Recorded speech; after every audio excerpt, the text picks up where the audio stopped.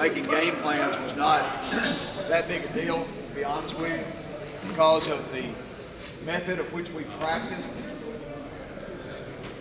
We didn't change a whole lot from week to week, and I'll explain that to you a little bit later. So if you came here expecting some incredible secrets about what to look for and what to watch and all that stuff, you're probably not going to get it. If you came to find an effective way that you can have an effective game plan week by week and be very simple about it, then this is the right place and the right topic.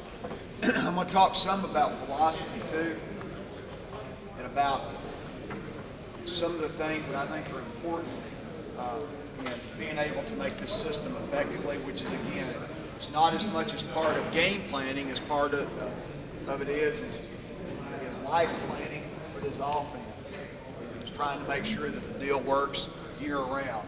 I'll talk to you about a couple of things that are important in the philosophy part of this deal. The written philosophy of this offense was to throw the ball short as many times as possible to people who can score when they catch it.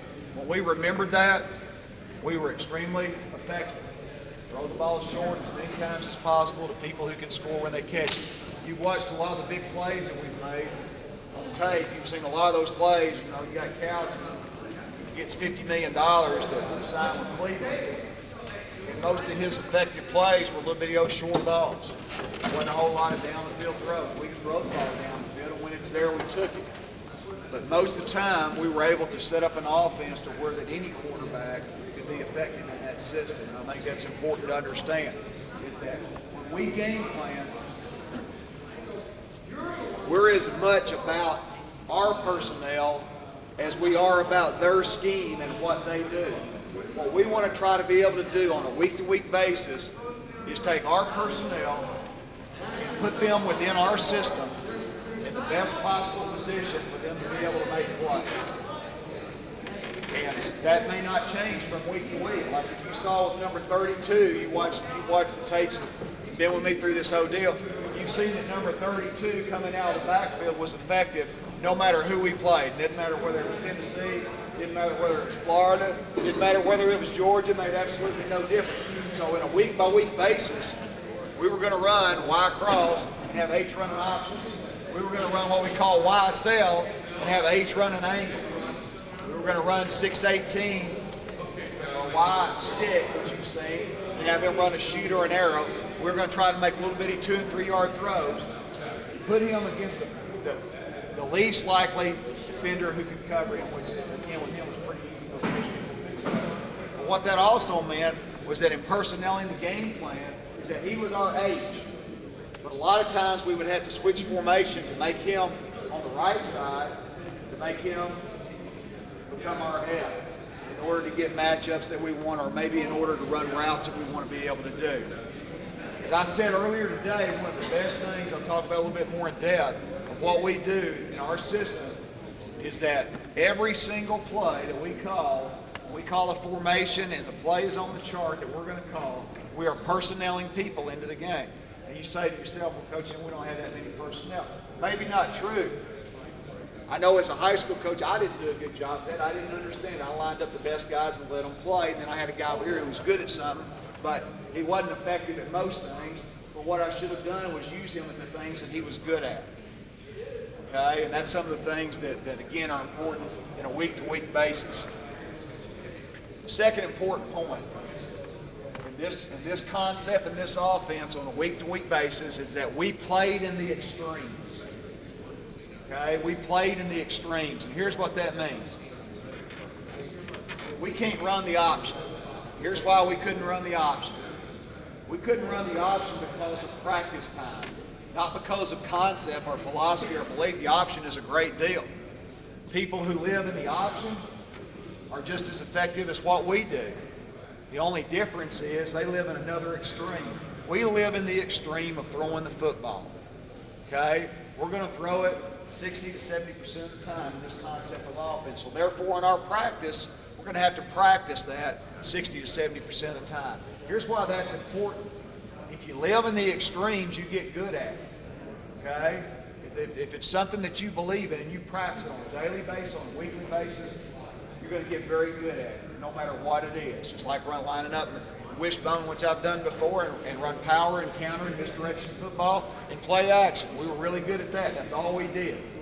We couldn't drop back in the shotgun, take a snap, and go up and down the field because it's not something that we did. But we played in the extremes of this concept of offense. We're very good at screens because we work at it probably more than most people. We dedicate ourselves to doing it. We have a mind frame and a mind concept that on a weekly basis that it was, when I talked to you earlier today about get you a coach that wants to call the stuff and let him create new screens every week to keep him happy, that was me. That's what I got to do. Okay, that's why I knew that would keep that guy a little bit happy, keep his mouth shut, give him something to do every week, come up with new concepts and new screens. Playing the extremes, the concept of offense. The other thing that was crucial to us is keep it simple, stupid.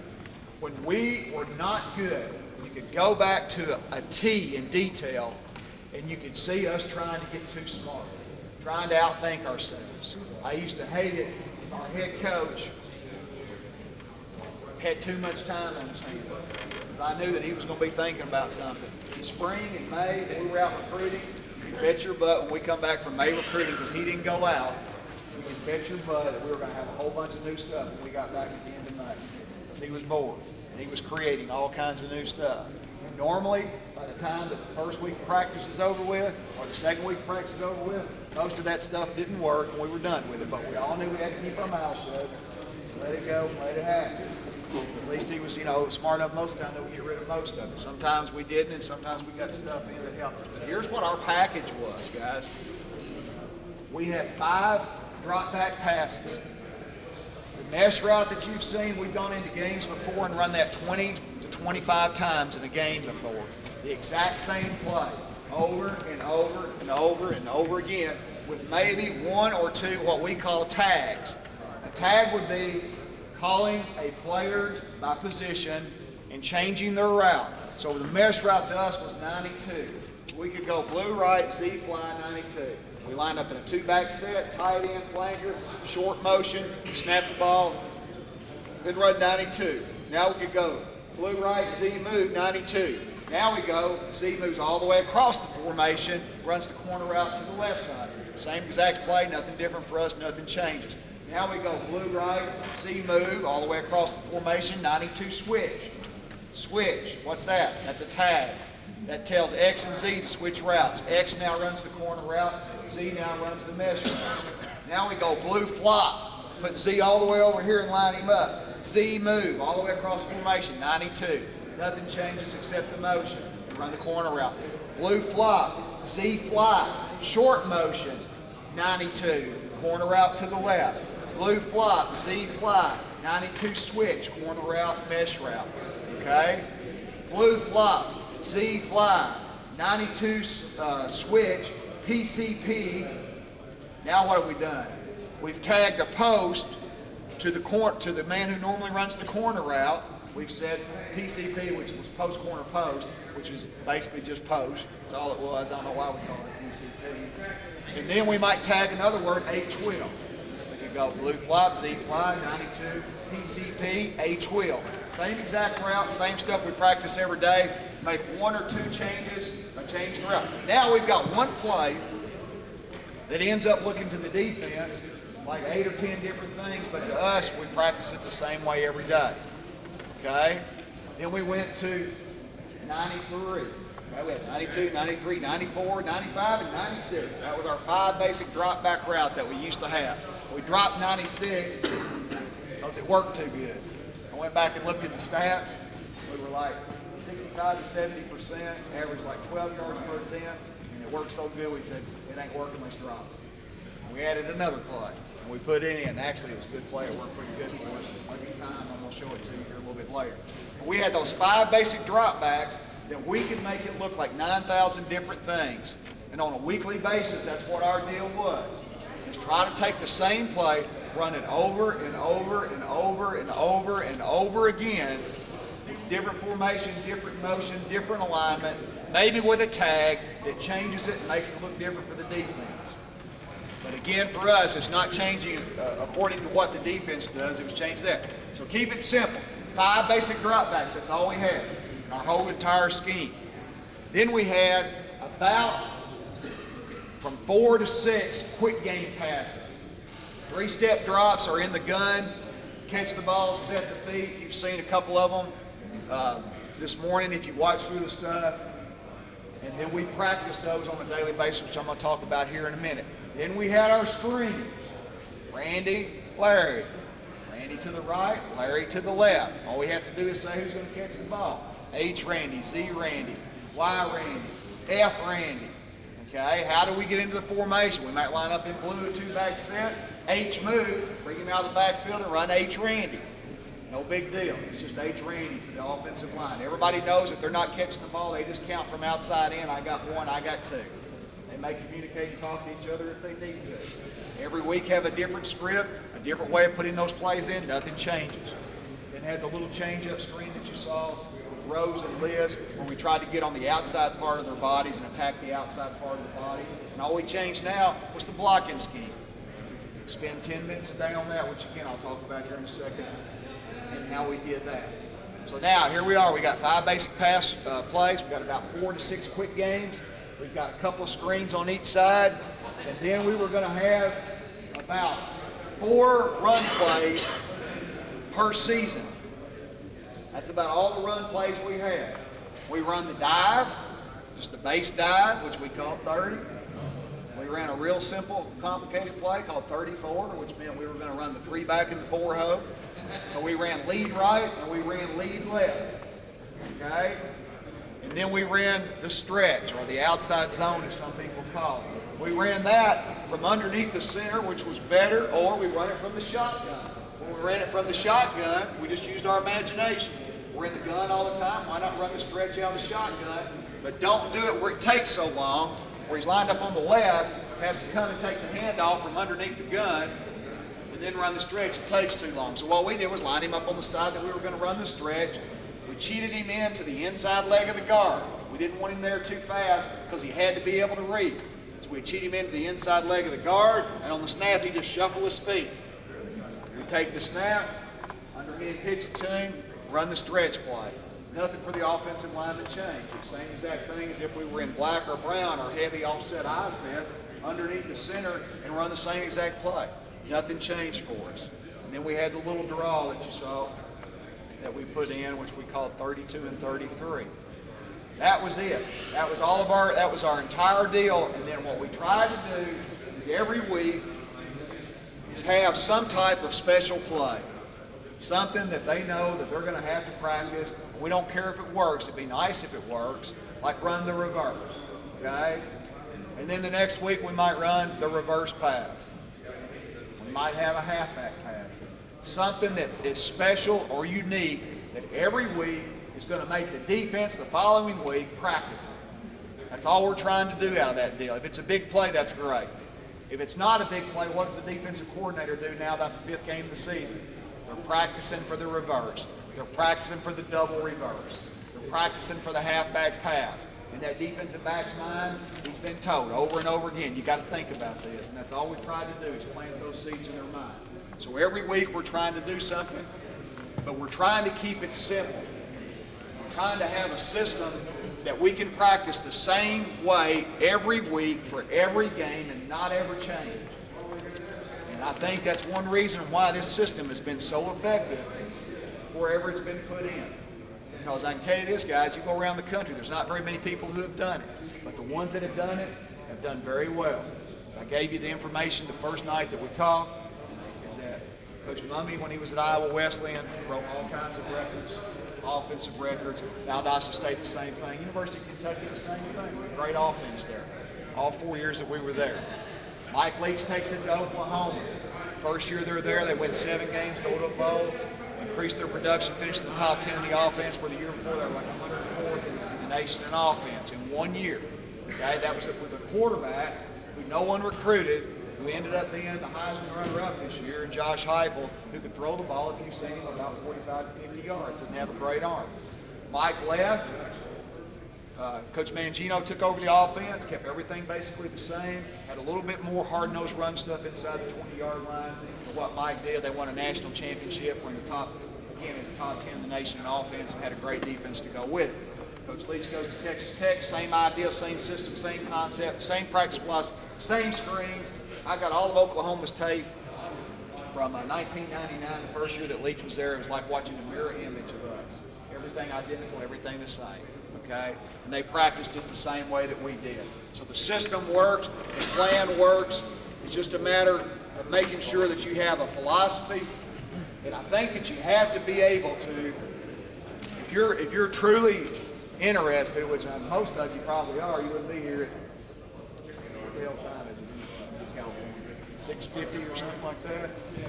On a Saturday night, most of you are diehard, love football, and try to learn and do as much as you possibly can, or you wouldn't be here right now. But you have to be willing to take a chance and to do something different, something unique. That's why people, in Kentucky in the early 1990s, one guy goes out and starts running the wing tee, and all of a sudden they win a state championship. And guess what? Every school in Kentucky starts running the wing tee. That's the answer to everything. Okay? That's great. It worked. I mean, it was a marvelous thing. Now, guess what? Everybody and the mother knows how to stop the wing tee, right? Everybody's got these great ideas and concepts on how to stop wing tee football. Then in the mid-90s, a guy from a little bitty old town out in the mountains of eastern Kentucky comes to Louisville and wins a 2A state championship throwing the ball 40 times. Guess what people started doing? Throwing the ball 40 times. How money comes to Kentucky, high school start throwing the football all over the state. Because they weren't as afraid to do it because other people had done it. So if you make the commitment, if you make that commitment to practice in the way that we do, it's going to make a big difference as far as that is concerned. I think another thing that's crucial in making plans, making game plans and week-to-week deals is don't be afraid to be a copycat. One of the most important things that I've learned in my life is to have role models. Have somebody who's already done it. Have somebody who's already done this system. Somebody that's already done this as a high school coach that's put it in. There's several of them now throughout the state. If you're interested, throughout the country, I can give you some names of people later on. You want to call them and talk to them. They give you ideas on how they did it, how they did the practice. But if you have a role model, here's the great thing. Here's what they do. They tell you what not to do. They tell you what didn't work. They tell you things and concepts and ideas that you don't have to waste your time on. And I think that's crucial in our business especially, is to find somebody that you trust that will listen to you and to do that. Another very important thing is having a yearly schedule on how you're going to make this thing work. Okay? From talking to some of the coaches, evidently in California in the summer, y'all can pretty much do anything, right? I mean, y'all go out and have 7-on-7 stuff and all that. That's the neatest thing in the world about throwing the football, is that not only can you do it out here in this state, but if you can do it, guess what? The kids like to do it. So if you make that commitment, you can beat the other sports that you're having to compete against, or the other things that you're having to compete against, because kids actually enjoy doing it. So if you have a schedule on a yearly basis to where that there's certain things that each month that you want guys doing, people have talked to me about, well, I got a guy that doesn't catch the ball very good. Well, I bet you that he hadn't caught probably 200 or 300 balls every single day. Another good thing in the off season to do, if your school has one of those machines that shoot the balls out of it, like the baseball deal, is that we do that with tennis balls in the off season. We'll have our receivers catch about 200 tennis balls a day out of that gun with the noose. They stand about 10 yards away from it. That thing shoots, they'll load it up with 100 balls, and they'll have another guy out there, and they'll keep loading the deal up, and they'll catch them 200 balls.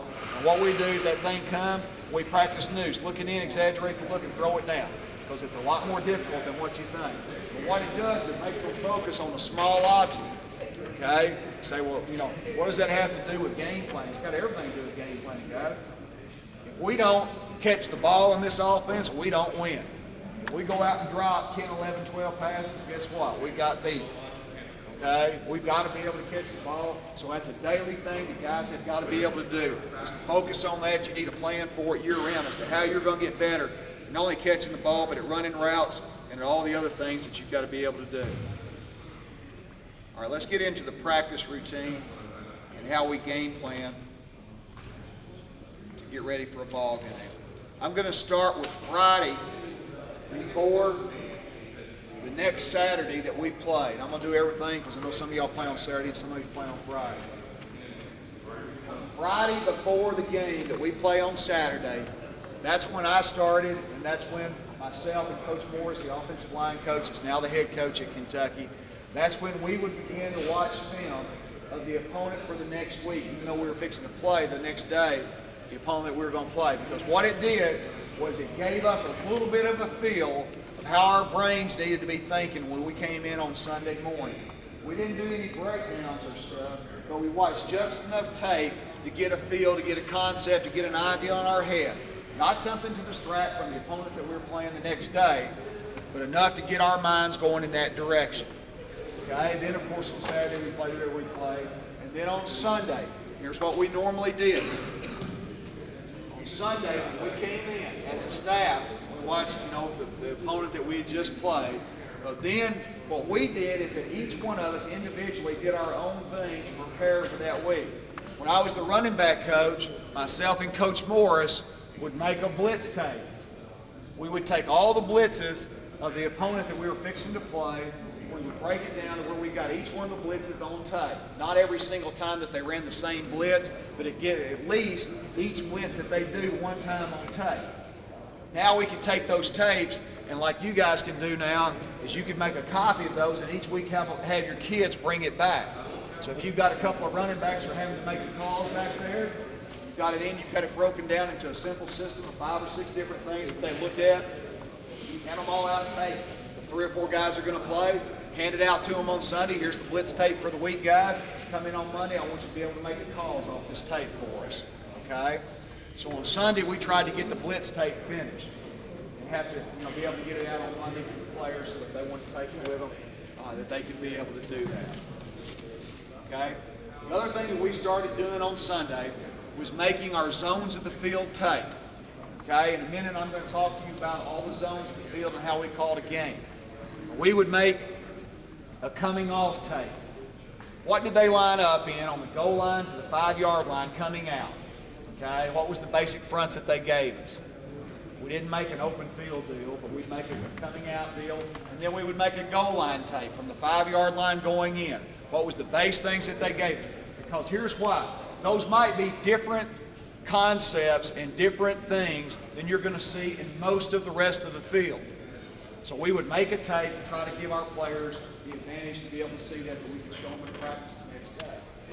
The other thing that we would start to do was to make a special down and distance tape.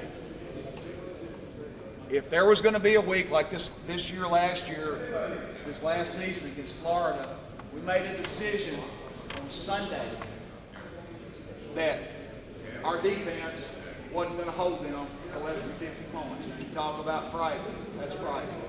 But we knew that we weren't very good. So our head coach came in and said, if we get to the minus 40, not the plus 40, if we get to the minus 40 and we're 4th down and less than 10 yards, we're going for it. Now you think, well, that's crazy. Well, it probably is crazy. But if you know you're going to give up 50, you're playing in the swamp, if you want a chance to win, you got to give your kids that chance. So what we do is go in on Monday and we sell our kids on this. We say, look, guys, on offense, we got to score a bunch of points. We got enough confidence in you that this is what we're going to do. So my job was to make the 4th down script. So I made the 4th down script. I thought of every situation and scenario, 4th and 3 or less, 4th and 3 to 5, and 4th and 6 to 8. And I had about 2 plays for each situation that I knew that we could practice all week long because we'd made that decision and made that commitment. The great thing is that when you practice that all week long and you get in the situation, you know what our kids were doing? On 4th and 3 from the 45-yard line, you think they were ready to run off the field? Thinking punt? You think they were shot? When we said go for it? No, the hell they all knew. We told them all week, we practiced it all week. So we were 7 for 7 on 4th down in the swamp against Florida. Why? Because we practiced it. We planned for it. We made tape of it. We studied it. And we did a good job with it. And we scored 31 points. And only got beat by 27. Pretty good deal. Pretty good deal. We had fun with it anyway. Coach. Yes. Like when you go to an offense like this, it's different than everybody else is running. Obviously. Right. You're not going to be able to game plan for what their adjustments Great are point. Great point. One of the problems in running this offense is that whatever you saw on film, you probably ain't going to see when you play whoever. Okay? Unless somebody's doing something similar, you can get certain looks. Like what we would make would be a formation tape. Okay? Let's say that we're going to run 4 wides. We would take that opponent, break down 3 to 4 games, and put all the 4 wides that they covered of people that were, if it was a 4-wide option team, I wouldn't even put it on the tape. But it was a 4-wide team that was throwing the football, and we'd probably get a decent look at what they were going to do. Okay? So what you have to be prepared for is that you're going to see things that you've never seen. So you've got to be able to take the first quarter and adjust. You better have a good O-line coach. You better have a good running back coach, and those two better communicate, because what Coach Morris and I did is that my guys went to one bench, his guys went to that bench. I sat and talked to mine with what I've seen and what they saw. He's over there talking to them what they saw, and then we're coming together, and he's saying, here's what I got, and I'm saying, well, here's what I got, and here's what he said. And then we try to sort the deal out, because it's our job to get it fixed. We got to get it fixed by the end of the first quarter. We might have the first quarter that didn't work real good. That second quarter might be 28 points. And that's another thing about this concept and style, is that sometimes when it happens quick. Okay? It may not happen for a couple of quarters or so, but it happens quick. So we're going to make a formation tape also. The base formations that we think that we're going to run and how they baseline up against those formations.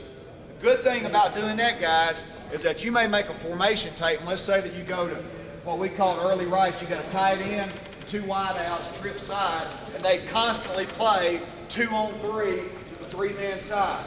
Or they constantly stay balanced in the defense. Well, what do you want to be in the whole game? You want to be in a trip set because you got them outnumbered. And there are people who will do that. They'll stay balanced no matter what. They'll give you numbers no matter what. Well, if they do that, take advantage of it. Here's another thing that I've learned. I've said it for years as a high school coach. I know in college we did the same thing. If you run a play and it works, don't be afraid to run it again. If it works twice, don't be afraid to run it again. If it works 3 times, don't be afraid to run it again. If they stop it on the 4th time, don't be afraid to run it a 5th time just to make sure they wasn't lucky. Okay? Have you ever finished a ball game? You go back and you look at your hit chart, and you looked at the deal and you go, man, we ran 95. We were 3 out of 3 for 75 yards and 2 touchdowns. Well, that was a good play. Why didn't we run it more? Well, what I started doing is that I kept the hit chart, okay, and I would walk up to Saturday, that guy was going to make the call. That's what he liked doing, so that's what he did. Well, I could walk up and go, Coach, end of the first quarter, we ran 8 shallow twice, and we got 12 yards both times. Don't forget about 8 shallow. And then if after, say, the next 8 plays he hadn't run a guy, come up to him again. You keep that chart, you go in at halftime, you take that chart and you look at it. And that chart tells you that you're just sitting there looking at +6, +8, +9, +7. And then you're looking at another guy, -1, -2, -3. Hell, I ain't very smart, but I can figure that out. That I want to run this one here that keeps getting pluses on it, positive yardage. So I think it's crucial in a ball game is that you keep a hit chart, or somebody on your staff keeps it. Somebody who ain't afraid to get their butt chewed if you're the guy calling the plays. Okay? You got to have a guy that when you reach over and you're thinking, because you guys, how many of you in here call your own plays? You're sitting in here. All right, you guys know what it's like that you're in the middle of the game and your thought process is doing something, and all of a sudden some guy comes up and says something to you and breaks your thought process, and you turn around and you say something that you wouldn't say to a dog, right? Well, that guy that comes up and tells you that stuff's got to have a tough hide, and you got to tell him before the game starts, look, I'm going to chew your ass out, but you better come back and tell me when there's something that you see that I hadn't done or that I'm not going to do. You got to have that type of relationship, because in a ball game, people's emotions run crazy. So that's what we're trying to do on Sunday. We're trying to get all that stuff ready for our guys. Any type of special situations, we're trying to prepare for that. On Monday, we're going to meet with the players, watch the old game film and all that. Then we're going to start watching the beginning of those tapes that we have just made. And then all we're going to do on Monday after we watch these tapes and try to get an idea of scheme is we're going to go out on the field, loosen up, do a little bit of running. We'll do about a 30-minute special team deal. And then we're going to walk through the entire script. From that point on that we walk through that entire script, we will not add. We will only cut out. We want to be ready on Monday to have our entire game plan in, and from that point on, all we'll do is cut. We won't add. That's very important. Got to get ready by that time if at all possible. Right? I know in high school sometimes you may not trade films and you may not get them till Sunday. It may take you, if you got to stay all night Sunday night, be ready by Monday in some way or another so that you can have that plan formulated. If you can get some tape before Sunday, or you can have some concept in mind, try to do that as much as possible. So that when you walk out on the field on Monday, you can have a good walkthrough of everything that you're going to do. And again, for us, that's all it is a walkthrough. When we finish, we're done off the field, we go back inside, and we'll again watch tape we never watch tape for more than 30 minutes, unless we're watching the previous game. One thing I found out is that kids have a hard time just like we do. I mean, just like school. You sit in that classroom for 30 to 45 minutes, after that you lost them. That block scheduling, y'all have that out here? Where you sitting there for an hour and 45 minutes? How in God's name? I mean, you're going to keep their attention for an hour and 45 minutes. You're not. Same thing in video. Try to get it in 30 and 40 minute periods where you got their attention, because otherwise the time is not doing you any good. And then make the little cut-up tapes for the guys that need them and let them take them home. Guys like doing that. Hell, they love doing it with their girlfriends. You know, hey, honey, come on over. You know, I'm going to show you this blitz, so watch what's going to happen here.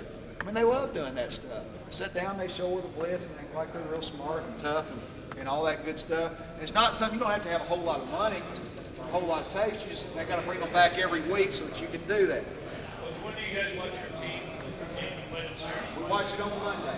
We don't meet with our kids at all on Sunday. We never see them on Sunday. Everybody's got a different deal on that. I think, like in the state of Alabama, it's almost sacrilegious to not have football meeting on Sunday. I mean, you know, I got to just play, coach. I mean, what are you doing to these kids?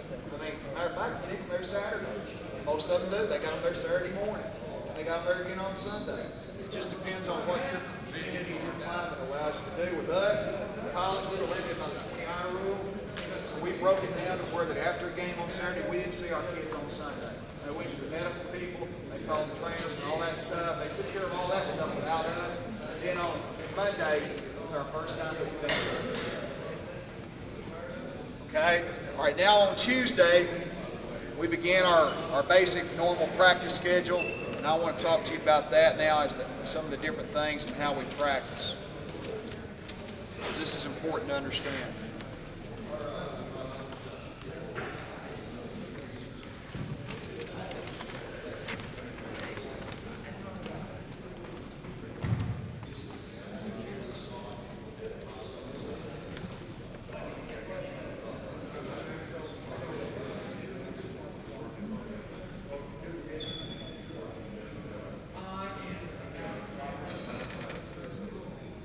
To the -5 yard line, the 1-inch line to the -5 yard line.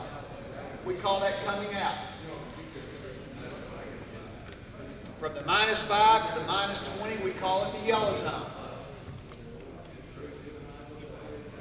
From the -20 to the +30, we call it open field. From the +30 to the +12, we call the orange zone. Then from the +12 to the +5, we call the red zone. And then from the 5 going into the end zone, we call goal line. Here's why it's important that we label that and that we call that stuff. On Monday, we walk through the entire script from each part of the field. We walk through coming off, we walk through yellow, we walk through open, we walk through orange, we walk through red, we walk through goal line. However, on Tuesday, we're going to practice only coming off, yellow zone, and open field. That's all we're going to practice. Coming off, yellow zone, and open field on Tuesday. On Wednesday, we're only going to practice orange zone, red zone, and again, open field. And in the open field, we will also include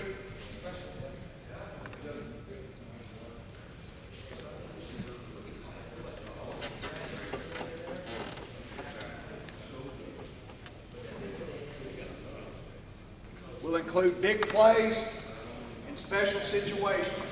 For example, special situations would be fourth down scripts, special screen scripts, any other type of special deals that we're doing. But on Wednesday, we're going to do orange zone, red zone, goal line, and open field. On Thursday, we are now going to do our entire script again because we shorten everything else. We don't do as much individual. We don't do any of the screen period stuff that we do. But we do the entire script on the game field. And if it is a away game for us, then with us it was a noise day. We would have speakers set up all over the field, and we would have it so loud that most of us had to put earplugs in our ears because it hurt.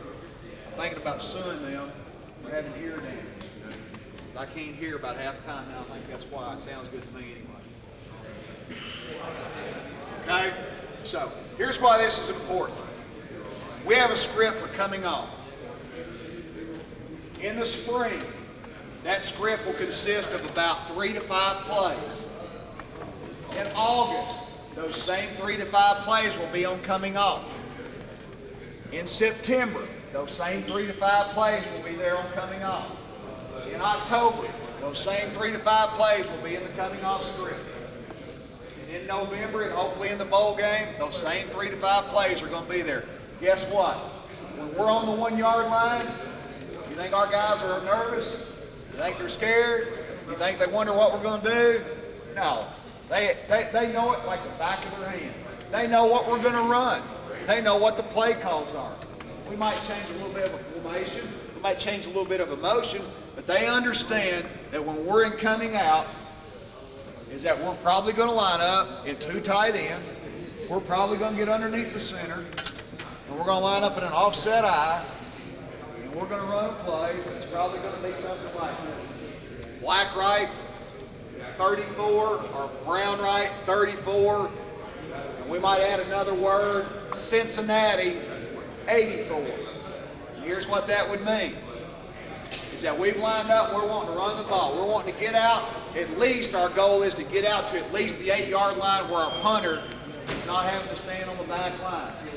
Now, I'm going to tell you something, guys. If you're a throwing football team, you're at the best spot on the field to make a big play. We go down to Florida, 98 in the swamp.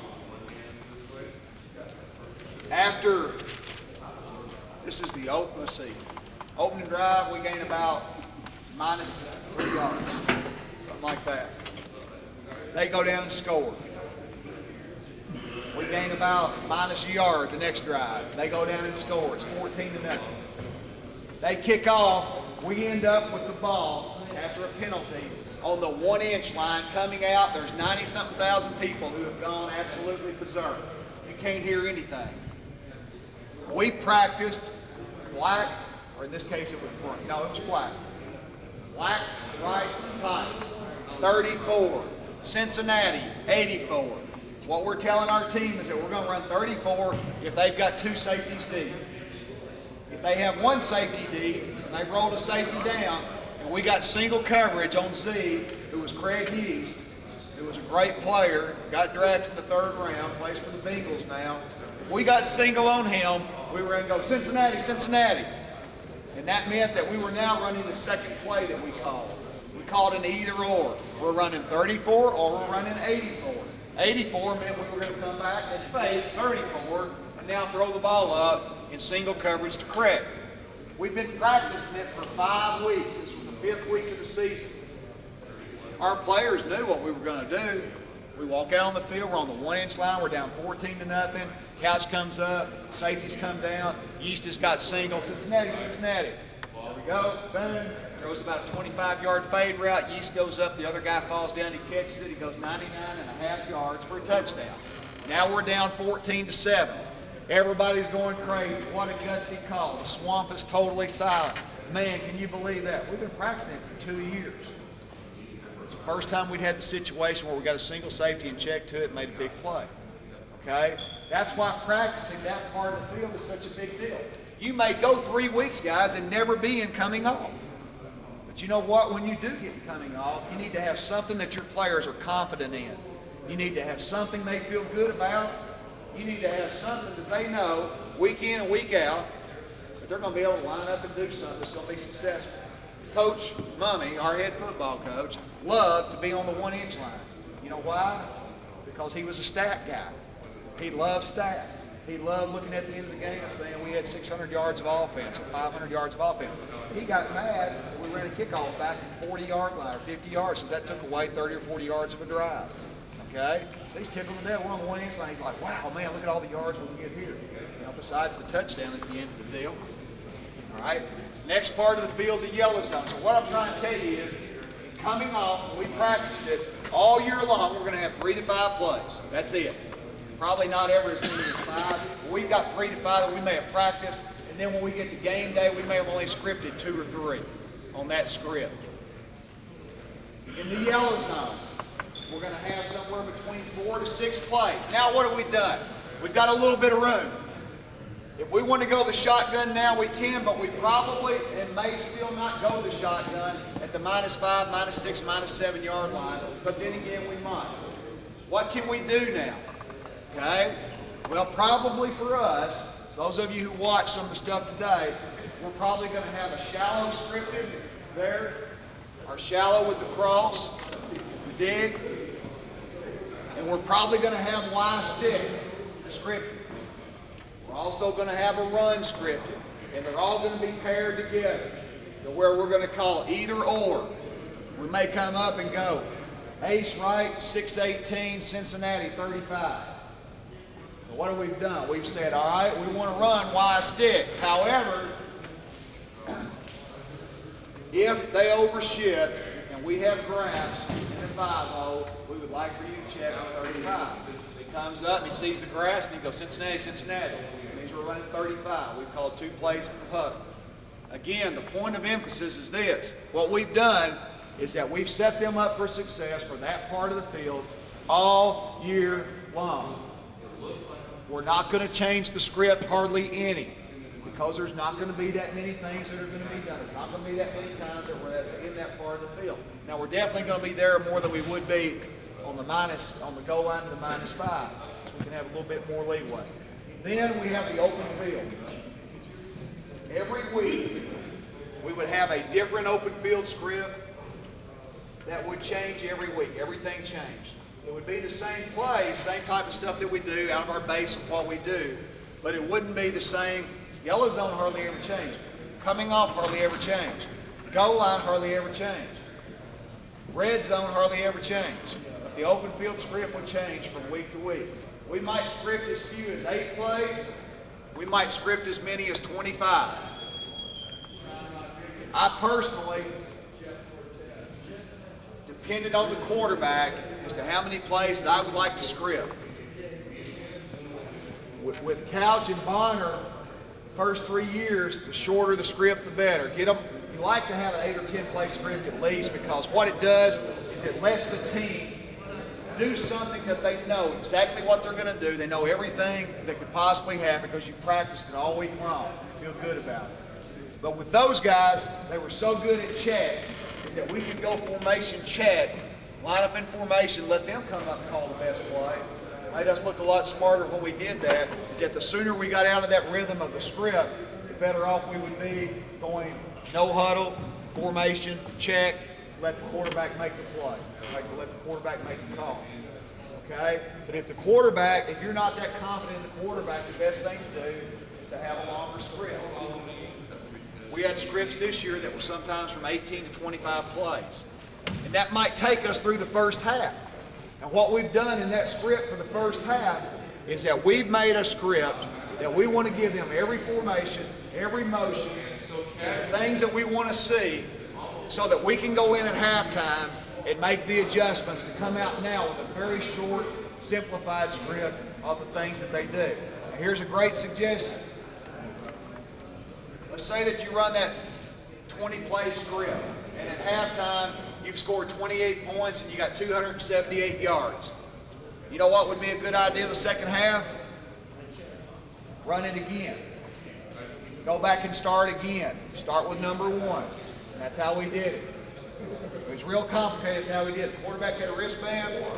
On his wristband, he had coming off yellow, open, orange, red, yellow. We would go open field, number 1. He'd look at his wristband. He'd call open field, number 1. He'd call the play to everybody in the huddle if we were in the huddle. Okay, so all week long, that's how we practiced. All right, we got into the yellow zone. He'd go yellow, 2. Quarterback look at the wristband, yellow, 2. Get in the huddle and call the play. Real quick, fast way of being able to do it from the sideline without sending guys in.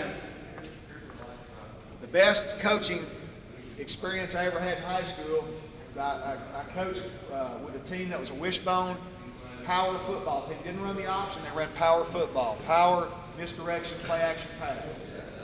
They've won 6 state championships in the last 22 years. Great coaches, great football. They do the dumbest thing I've ever seen in the history of football. I hope none of y'all do it so you don't get mad at me. Quarterback on every single play. We're down on the 20-yard line, fixing to score. Okay? We get 10 yards. Here's the quarterback down there on the 10 yards. He runs all the way to the sideline. I mean runs. Coach whispers the play to him, and he runs all the way back. At the end of the game, if you've run 60 plays, the reason that quarterback I told you about is the best one I ever coached, it was 5'10", 119. You know, that's why he was so little. I mean, he ran every snap all the way there and all the way back. And at the end of the game, you can tell everybody bragged. But I mean, you know what I know, they won 6 state championships. So, you know, but maybe that's what we should have been doing all the time. Okay? But if you signal stuff in, you don't have to worry about people stealing signals if you've got it scripted on the deal. Okay? You can always have false signal guys and all that stuff to be able to do it. But open field, again, on a weekly basis, we would change that script, and we might have our special little stuff in there. And when we finish the script, then we would go into our no huddle mode. Okay? Because when we're really good is when we can get in a no huddle mode. A no huddle mode can be 2 speeds. It can be just a normal, you know, we're going to line up, quarterback's going to yell blue, blue, blue. Everybody lines up in blue. We're not in any hurry, but we're in no huddle. We line up in blue, quarterback checks, looks at what he's got, makes the play call, or looks at the coach, and the coach makes the call. We work in conjunction sometimes to where coach upstairs, maybe giving information to coach down the field, who's in signaling, maybe back to the head coach or whoever, whatever the way it is that you work that deal, is go into the no huddle deal. And then you have the no huddle fast mode, which is sprint to the line of scrimmage, get lined up, have a preset call, snap the ball, and go. I strongly believe that the best thing that I've learned as a coach in the last couple of years is that as an offensive coach is that you should control the rhythm of the game. It's your job to control the rhythm. Do not allow the defense to control the rhythm. You control the rhythm by how you call your plays. For example, we like to drop back and throw the ball, right? Everybody knows that now. Well, make it fair on the offensive lineman that somewhere in the first 20 passes that you're going to throw, 5 or 6 of them are going to be short sets where they can cut, or they're going to be quick screens where they can cut or run, and then you're going to mix it up with some drop backs. And then you're going to mix it up with the run. Then you're going to mix it up, and remember I've told you all, for those of you that have been here, that the cadence is always on the same thing. 2, 2, go. Hit!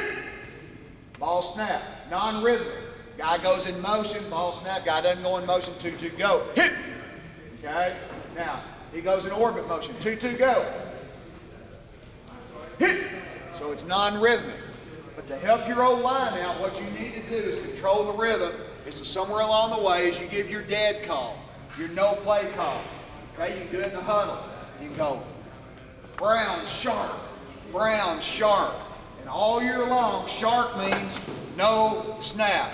We ain't snapping the ball. There is no play. We don't even give them a play, so they can't have to think about anything except I ain't got to do nothing. So they come out the line of scrimmage, you line up in brown. 12 plays in a row, we've come up and gone 2-2 go. Hit! 2-2 go. Hit! The ball's been snapped.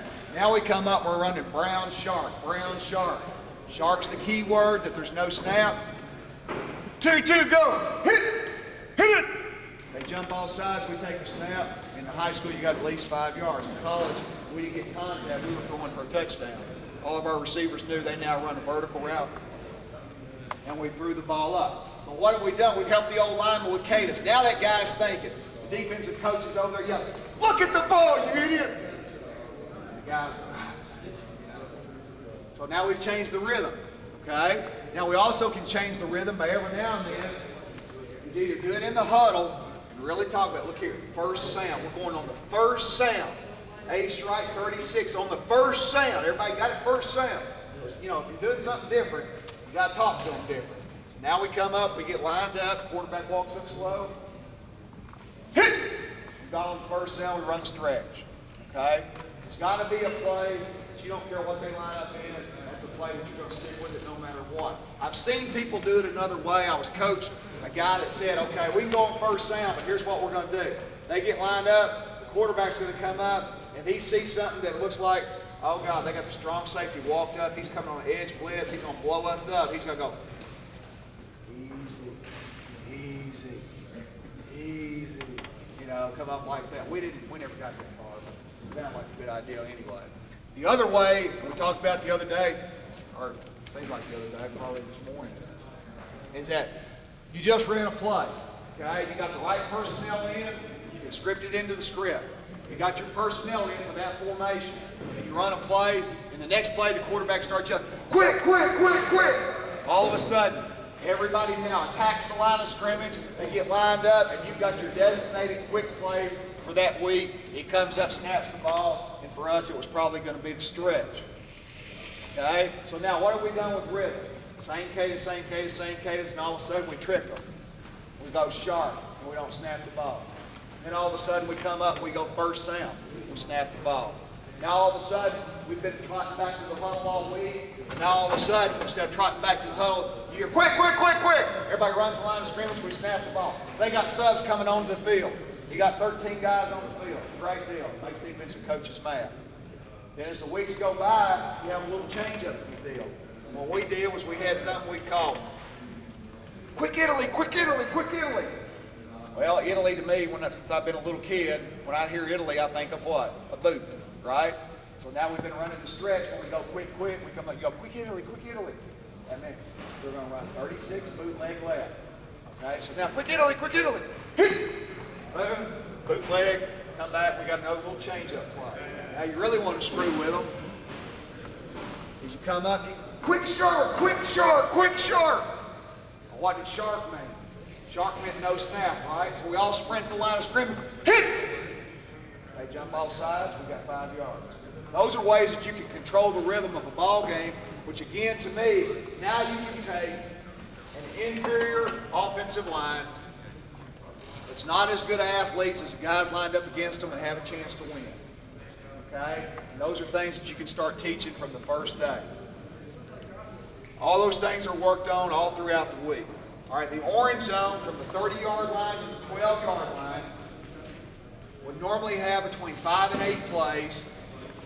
And what we would do is keep a checklist. And we would say, you know, we're in the 4th week of the season. We've got orange 1, orange 2, orange 3, orange 4, all the way down through orange 8. We go, you know, hell, we've run 1, 2, we ran 4. We hadn't run orange 8. Make sure we run orange 8 this week. We've been practicing it since the spring. We're good at it. We ain't ran it yet. The great thing is when you practice this way, guys, you got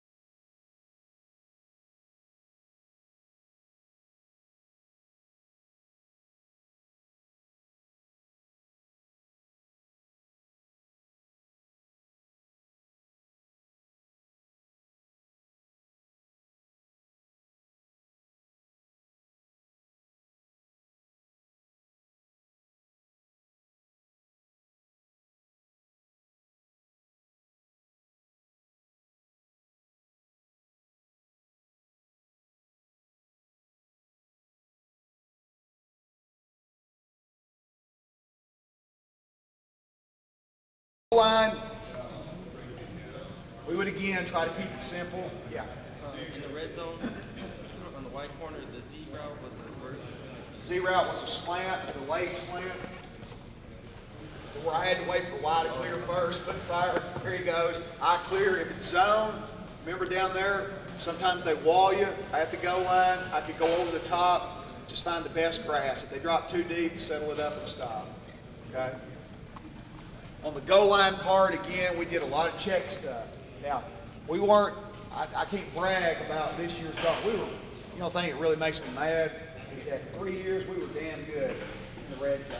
We were damn good when we got inside the 15-yard line. We scored a lot of touchdowns until this last year.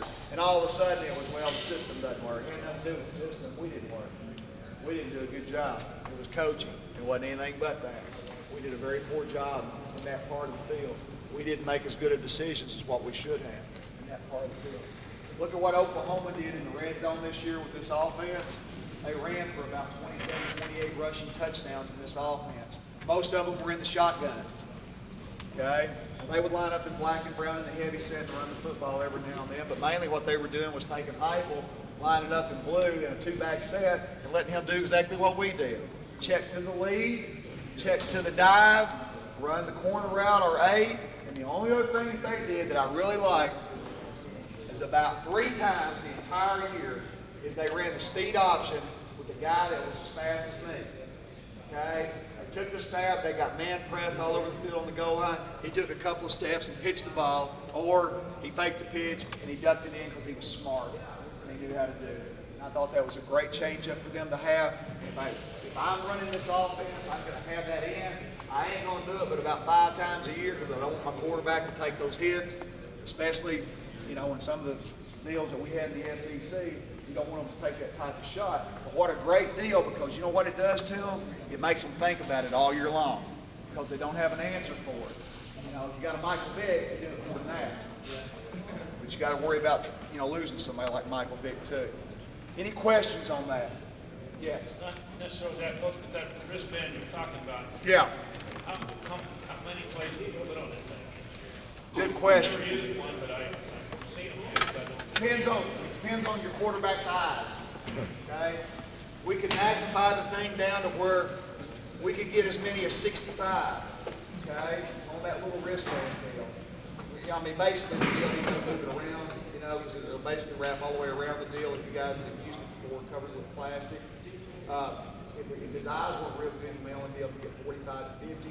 So every week you had to make a decision on what you could get on the deal, how much you could magnify the deal to what you could get on. How many goal line plays? Normally we would have about 3 to 5 plays, and we would have a lot of just what we call blue wing check. Blue wing check was tight end. The Z was on the wing, right off of his butt right there.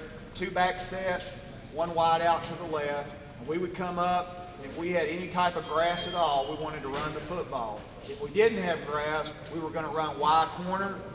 Now we had Z in tight, he had foot fire, try to find a hole somewhere and just go sit in the hole. We had the back on the swing, okay? If they zoned off, get the ball to the back as quick as possible, let him try to make somebody miss to get in the end zone. That's one of the best things that we did down on the goal line, okay? Coach, is there, in any of those zones, do you have a play that can be used in all of those zones? Yeah, oh yeah. I mean, as a matter of fact, one of the dumbest things that we did was not run the mesh out in the open field. I mean, in '97, the first year that we were at Kentucky, we were playing Tennessee when Manning was there. They beat us 58 to 28. We scripted 25 plays to open the game. 17 of them were different variations of the mesh. I mean, hell, it was fun because they kept saying the same thing over and over again. It kept working, and it was fun, you know, just to watch it. And it worked so good, we didn't do it again. You know, again, one of those deals that we just said, hell, that's too easy. Let's don't do that anymore. Within each zone, are you also scripting down and distance? And you have, so if you have We're not the only down and distance deal that we do is 3rd and long or 3rd and medium, 3rd and short. I'll give you some examples here. I'll show you. I thought this would be kind of neat to look at. I went back and got some of my scripts that I kept to see some of the differences. I'll go back to, this was '97. against LSU. Okay, the first year that we wrecked Kentucky. Coming off, we had one. We were real good. We had one play. We had ace right wing check. Now we had Couch at quarterback, and Couch's deal was we were going to line up an ace right wing, which tight end, and the Z was now, or the H was going to be right off of his butt right there on the wing. Okay? And we were going to check. And all he was going to do was come up and check to the best run, or if he got single on X or single on Z, he could check to a quick route, a 3-step drop route that was, again, a high percentage with low risk deal on it.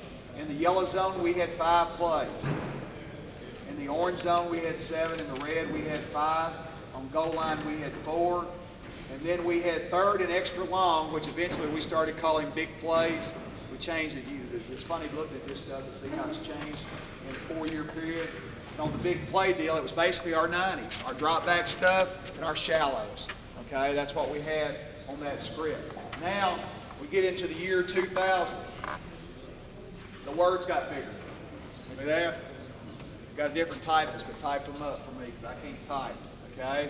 On coming off, we had 2. Okay, this is against Georgia. Against Georgia, we had 630 yards of offense against the 7th best team in the country. And we got beat 35 to 31, I think, something like that. On coming off, we had black right 36. Denver, which meant the next play, fire 6 wide. Okay, we were going to run the stretch unless we got 2 deep zone. In this case, we wanted 2 deep because we had a 6'6" tight end that was a big old body that could split 2 deep. And what we did was make it just a little bitty old quick play action fake and hit him right down the seam. He caught it and went 89 yards. Went down to the 7-yard line. We ran a 307-pound quarterback on the draw the next play, and he scored. We were real smart. We had 96 yards right there on the deal. Orange zone, we had 3 plays. Okay, we had a 92 switch on the deal. We had an 8 call, and we had a quick screen down in the orange zone. In the red zone, we didn't have as many meshes this year because the kid that we had wasn't as good at the stuff. And then also on the screen, on the deal now, is we started having a screen, making sure we had a special screen script. Okay. And then what I did all year long is on the back page. These were for me. This was for my thought process during the ball game. And here's how I did it. I had screens. I had blitz beaters. Okay? They're going to come after us all the time. I had blitz beaters plays that no matter what they did, we could throw to beat the blitz. I had moved the pocket. Okay? That was a reminder to me that every now and then we need to run the boot, move the pocket a little bit. I had play action, then I had all the 90s in script. And then again, these were thoughts that I wanted to think about in the game. I had pound run. Line up and pound the ball. Get after their butt. I had, again, the toss. Then I had what we called speed pack. Speed pack was a formation group of people that we took out big guys and put in a bunch of little guys who could all run fast. We had 2 or 3 little things that we did with them. Then I had gimmicks. Okay? I had gimmicks. Things that we did that we were trying to trick people on. 2 or 3 things that were, again, just something that each week we would add, and I keep them all on there. Because, you know, the thing about it, like in 98, we go to LSU, we ran a reverse 3 weeks prior to that for a touchdown. First play of the game against South Carolina. We didn't practice it again. We said, hell, it worked. We're going to do it again. When it ain't going to work again. We get the ball. There's about a minute to go in the game. It's tie game. It's like 38 or 34, something like that. We run 2 leads in a row, and it's 3rd and 9. There's about 15 seconds to go now. He calls a time. LSU calls a timeout. We come over the sideline. This is a great deal because all the radio people, the TV people were talking about what a great call it was because we set it up. We set this deal up. We put them to sleep. We were just running the clock for overtime. We were back on about our own 20, 25-yard line. That's all we were doing. That was bull. We were trying to run the clock out and go to overtime. That's all we were doing. That's exactly what we were doing. Well, they called timeout, and Comstock, our left tackle, comes over and goes, hey, Coach, why don't we run that reverse we ran 3 weeks ago? And he said, yeah, that's a good idea. So we ran the reverse we ran 3 weeks ago. It was on the gimmick list. We ran the reverse, we go 45 yards, we get the ball down, and all of a sudden everybody's going, man, what a genius. You know, we set this deal up, boy, how smart we were. And the great thing was is that he let them believe it for a long time. Probably still to this day. But I remember it just like it was yesterday, the way that it happened. So then we go down the next play, we run wide corner, complete that, kick a field goal, win the game, and go to the outback bowl. So yeah, that was a good deal. But that's on the list. But here's the best thing on the list. Players. This is the smartest thing I ever did.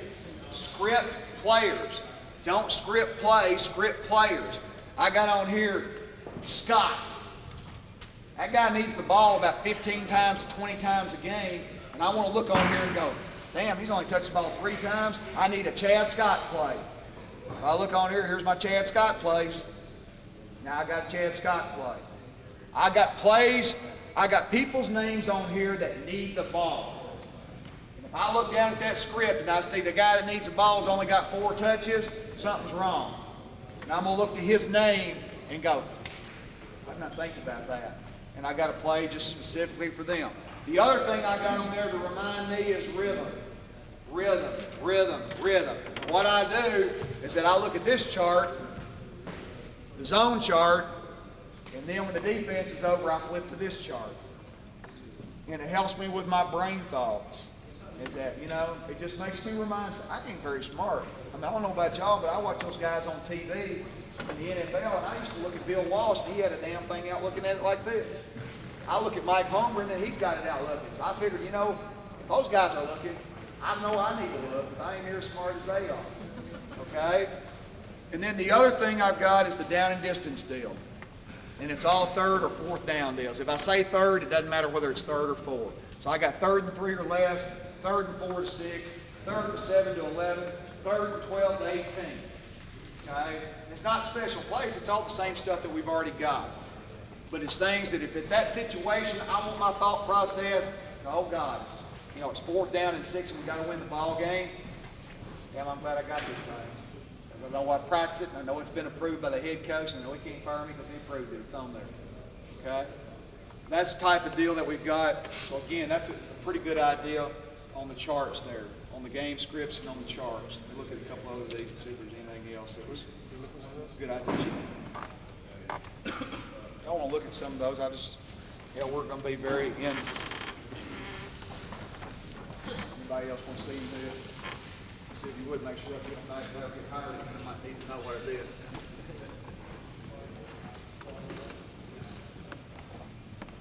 That's basically what we were trying to do with scripts for games.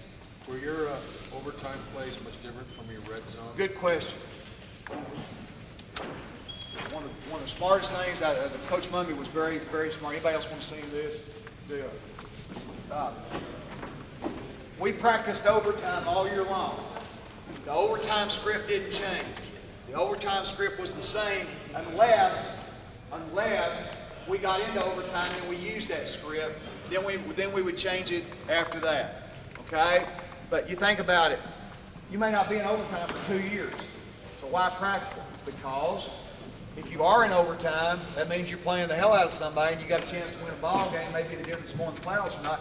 And your kids are confident in the overtime. It's overtime, well, what are we going to do? We're going to run the overtime script. We've been running it for 7 weeks. We didn't necessarily change it to the opponent. We kept it the same so that our kids were confident in what we were going to do. Now, if in those first 3 plays, because for us overtime was 25-yard line, right? We might have gotten a first down and then gone back to orange zone or red zone script, okay? Question. Yeah. Once your scripts are done, are you calling plays on the fly then, let's say, like when you get into the Like the open field script, yeah. When the open field script is done, from that point on, we'll either go back and repeat parts of that, or we go into the no huddle mode, which again, depending on the quarterback, was normally going to be a check with me deal. We're going to go formation check and either let him do it or the coach on the sideline would do it. That's a great way to do things. I mean, guys, And the quarterback don't have to be the guy that's smart. You got to be the guy that's smart, is that you can go formation check, come up and go early right, check. Okay, quarterback comes up, if he's in the gun, you've lined up, maybe you're calling the plays from upstairs, maybe you're on the field. You line up in early right, you just look at how they line up, call the play. You signal it to him, he calls the play, you line up and run it. I don't care if you call the play exactly what it is. It don't matter. I mean, everybody says, they know our signals, so. They know what we're running, so. What difference does it make? Still go out and block them and still execute. It doesn't make any difference. We try to make it too complicated. It's really not complicated, and it shouldn't be that way. Let me look through here real quick and see if there's anything else that I think is important. All right, this is very important. If you're going to line up and throw the football, on Thursday of every week, you need to do for 10 minutes scramble drill. If you're going to throw the ball, you need to have a designated scramble drill to where how we did it, we lined up our 5 quarterbacks side by side. All 5 quarterbacks go into their drops. All 5 quarterbacks set. Starting quarterback would then say go. Whenever he was ready, he would say go. All 5 quarterbacks would step up underneath the defensive end, that imaginary rusher. They would dip their shoulder to avoid his hand coming at their head. They would now regain ground to get away from the defenders at the line, and they would now go in to the scramble roll to the right or scramble roll to the left.